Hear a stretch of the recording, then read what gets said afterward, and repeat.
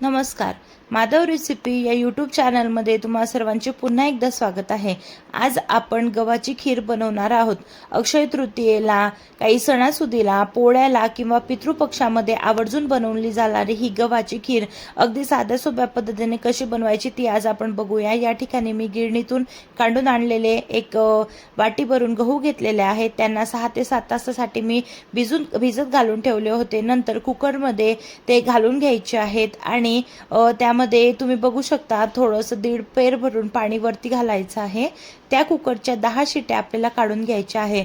इतपत जर आपला गहू शिजलेला नसला तर गरम पाणी घालून डबल आपल्याला त्याला शिजवून घ्यायचं आहे. पण गहू छान मऊसूत शिजला असायला हवा.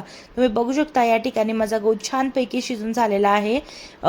वाटल्यास जर तो शिजलेला नसला तर नंतर 2 ते 3 शिट्या आपल्याला काढून घ्यायच्या आहे.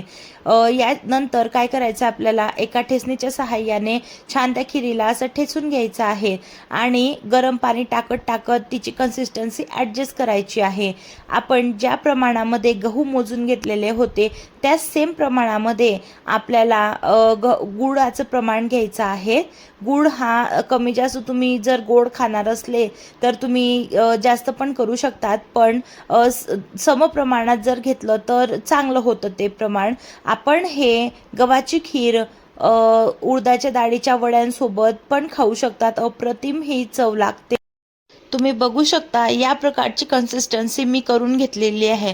आता या कुकरला गॅसवरती ठेवून घ्यायचा आहे आणि जेवढा गहू घेतला होता त्याच समप्रमाणामध्ये मी या ठिकाणी गूळ घालून घेतलेला आहे यामध्ये आणि थोडंसं मीठ घालून घ्यायचं आहे. खूप जास्त नाही, थोडंसं अगदी, ज्याने रुचकरपणा आहे तो खिरीला छान चविष्ट अशी लागते. तुम्ही बघू शकता किती छान असा कलर आपल्या या खिरीला आलेला आहे. नंतर 5 ते 10 मिनिटासाठी छान मी ती शिजवून घेतली होती आणि गॅस बंद होईल त्याच्या 2 मिनिट आधी आपल्याला किसून घेतलेलं खोबरं आणि वेलची पूड घालायचं आहे, जेणेकरून त्याचा फ्लेवर त्यामध्ये छान असा टिकून राहील. बघू शकता आपली खीर या ठिकाणी तयार झालेली आहे. आता तुम्ही खिसून घेतलेलं खोबरं न घालता खोबऱ्याचे काप सुद्धा घालू शकता. आपण गहू जेव्हा शिजवतो तेव्हाच त्यामध्ये ते खोबऱ्याचे काप टाकायचे, जेणेकरून छान असा खोबऱ्याचा फ्लेवर आपल्या त्या गव्हांना येतो. पण आमच्याकडे खिसलेलं आवडतं. आता तयार झालेली खीर आपल्याला एका प्लेटमध्ये छानपैकी काढून घ्यायची आहे. तुम्हाला जर आवडत असले तर दुधावरची साय यामध्ये थोडीशी घालून घ्यायची आहे आणि छानपैकी दूध घालायचं आणि साजूक तूप. अप्रतिम ही चव लागते. एकदा नक्की करून बघा.